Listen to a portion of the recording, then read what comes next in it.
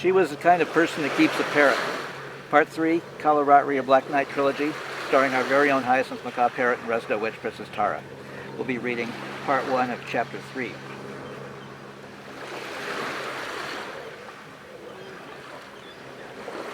Holding my hand, Kay led me through the crystal city within the starship. Doorways or openings would appear and disappear when needed to allow us to pass through the interconnected structures. Structures might not be the right word. The crystal structures appeared to me to be no more than empty cubes or boxes. A frenzy of flighted activity swirled over our heads. Streams, swirls, and clouds of varicolored birds flitted back and forth through the crystal structures, racing through doorways constantly opening and closing. I got dizzy trying to watch the ceaseless ebb and flow of winged creatures over my head. A few birds seemed to cavort aimlessly, looping lazy around and around, gliding and circling. I stopped to stare at a couple of big black birds that resembled ravens, who seemed to be playing a game of aerial chicken. Swooping up, the two birds locked their claws together. They tumbled to the floor until at the last second one or the other of them broke off the loop, back up, and start again. Kay yanked my hand to draw my attention away from the feathered acrobatics. She nodded at my feet. I looked down. "Oh shit," I cried out. The floor beneath my feet opened to space. I saw countless stars and glowing clouds of cosmic dust. I tried to jump back. Kay gripped my hand tighter. She laughed. "You wanted to see what space looked like?" I stared, astonished and befuddled, beyond my feet. I looked to be floating in space. I turned to Kay in wonder, fearful my eyes might pop out of my skull if they bulged any wider. "But how?" I managed to mutter. Because of this vessel's unique construction, any part of the hull can be made transparent to allow us to look out to space. "But how?" I repeated. "How do you do that?" "Magic," Kay laughed. "No different than creating a mug of beer." Kay waved her hand. The window to space below my feet disappeared. The translucent crystal floor formed again. I raised my hand, thinking to try. Kay grabbed my arm. "However, you might want to stick to mugs of beer. Would be unfortunate if you accidentally created a breach in the vessel's hull." I dropped my hand. "When are we going to get to the bridge or front of the ship? The interior of the ship seems to grow larger by the minute." I grew weary of walking.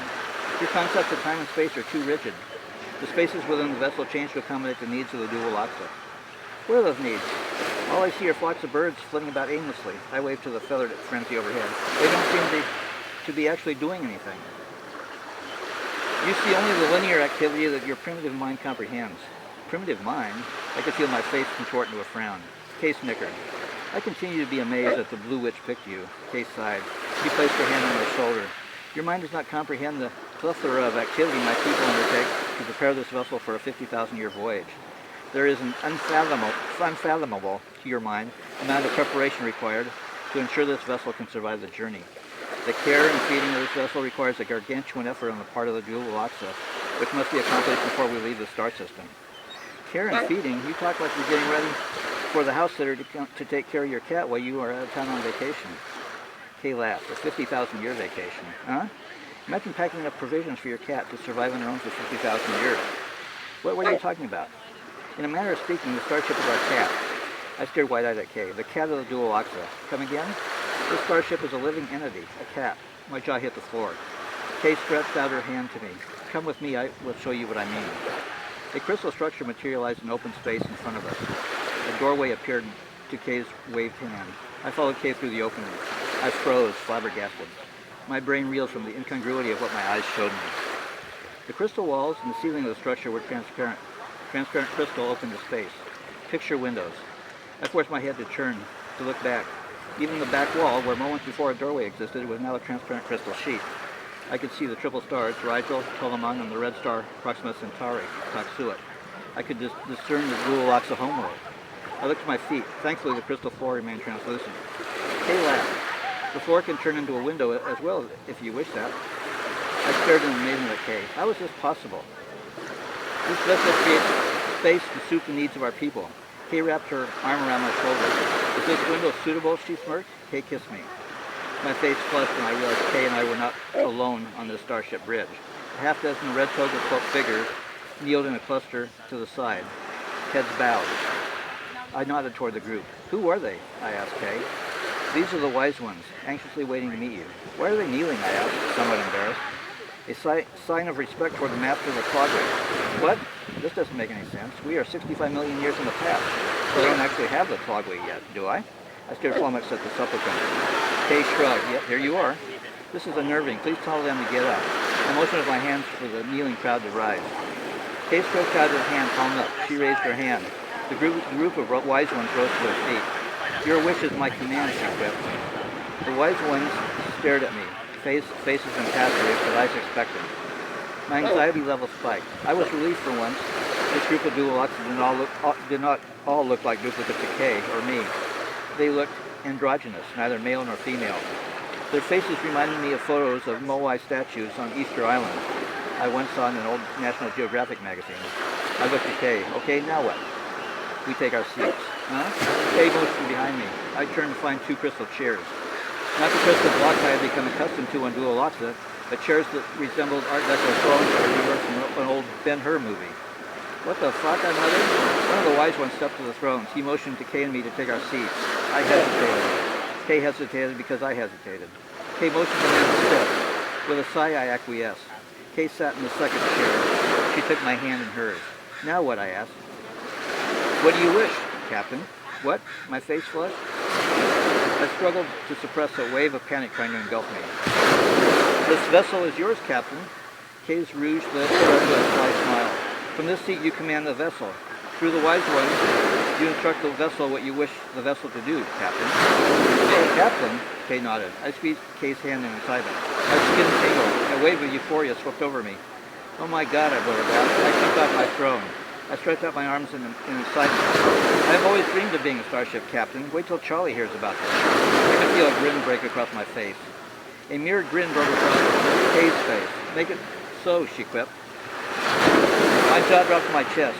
I could not tell if she was putting me off. What do? I dropped back onto my throne. Tell the ship what you want. Earl Grey hot, I joked. A steaming hot crystal mug of what smelled like honest-to-God Earl Grey tea appeared in my hand.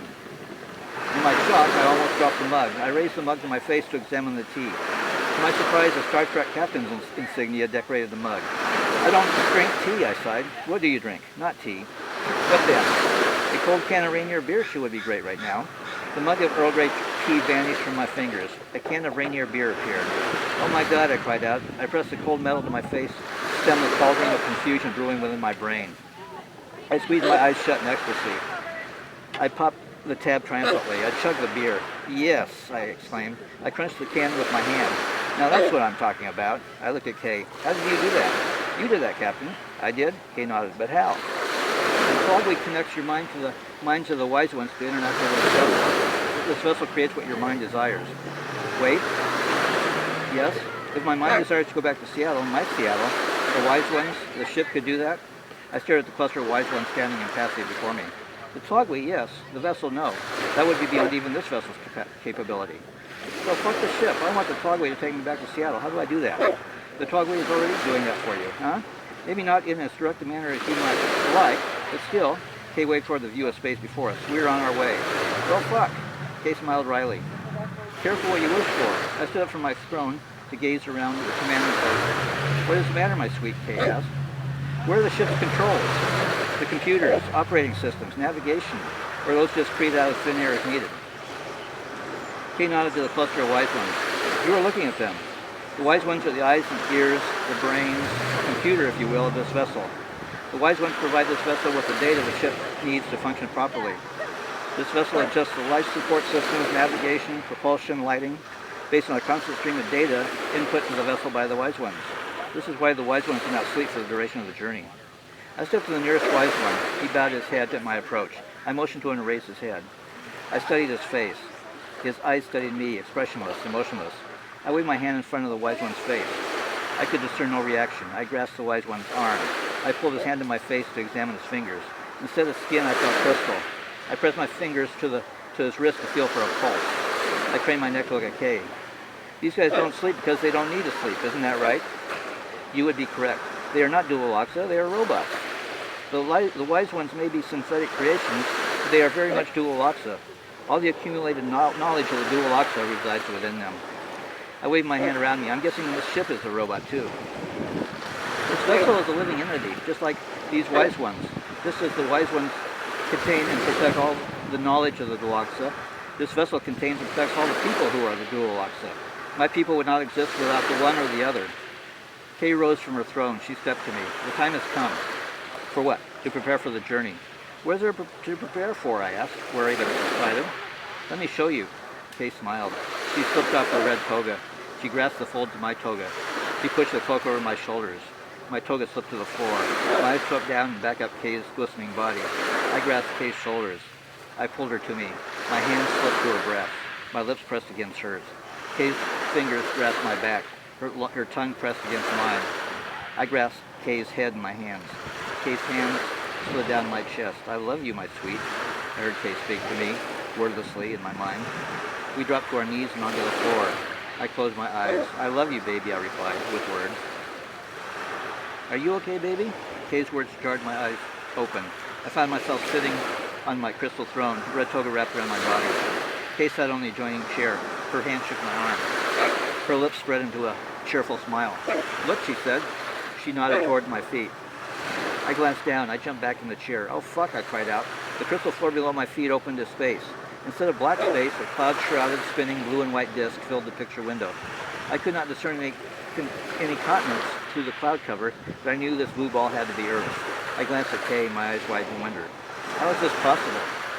A blink of an eye, Kay said, her words and smile enigmatic. 50,000 years? I said, dumbfounded. How did this happen? When did we go to sleep? Kay tossed me a sly grin. You were preoccupied. What? If I slept for 50,000 years, why did I feel so tired, I wondered. I stifled a yawn. Kay winked at me. I could spend another 50,000 years with you, baby. I realized the cluster of wise ones stood watching me, seeming in the same spot they occupied at the start of the journey. I could feel my face flush. Now what? I asked, hoping to change the topic of conversation. One of the wise men pointed a hand toward the picture window. I looked in the direction the hand pointed. What the? I muttered. I could see another starship. The crystal hull of the sister ship appeared battered and scoured, like scars of a great space battle.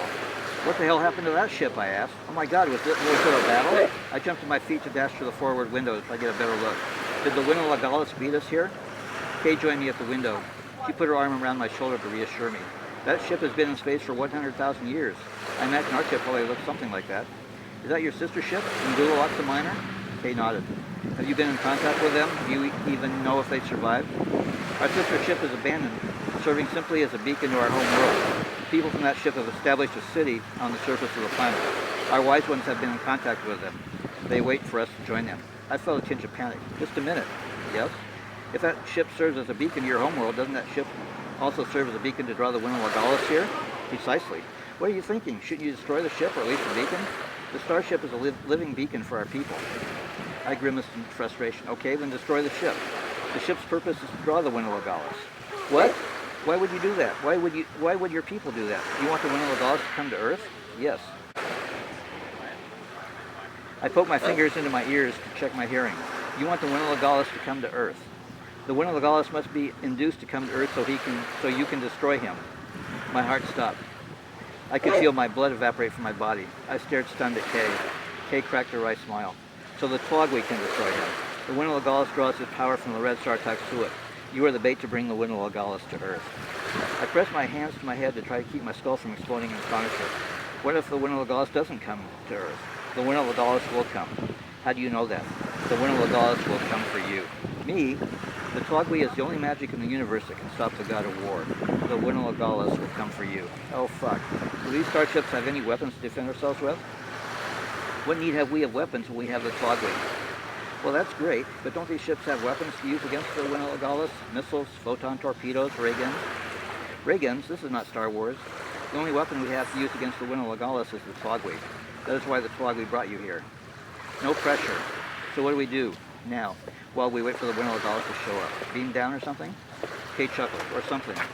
This is not one of your science fiction fantasy stories like Star Trek. I laughed. Our people fly down to the surface. Fly down? You have space suits? Space suits? No need for space suits. Our people will fly down just as they flew into the vessel before we departed Kālarātri. But you have to fly through space to get down to the atmosphere. Not a problem, Kay smiled. Why don't you just fly the ship down to the surface? This vessel must stay in orbit. But why? This vessel serves as a beacon to our people, and if all else fails, as a place of refuge, our Alamo. Our people will fly down. Alamo? Is that really the metaphor you want to go with? I pressed my hands to my head in frustration. What about me? I'm not flying anywhere. No need, huh? Kay pointed over my shoulder. Look. I turned to look where Kay pointed. Instead of the blue and white cloud-shrouded disk that was Earth spinning below our feet, I saw the crystal city of Dual Luxus spread out before me.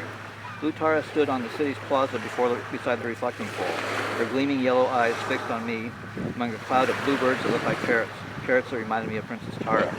I stared stunned at her glistening, crystalline cobalt blue skin, her body adorned only with her battle axe strapped to a leather belt around her waist. My brain struggled to accept what my eyes showed me. Blue Tara with 2 eyes and 2 breasts.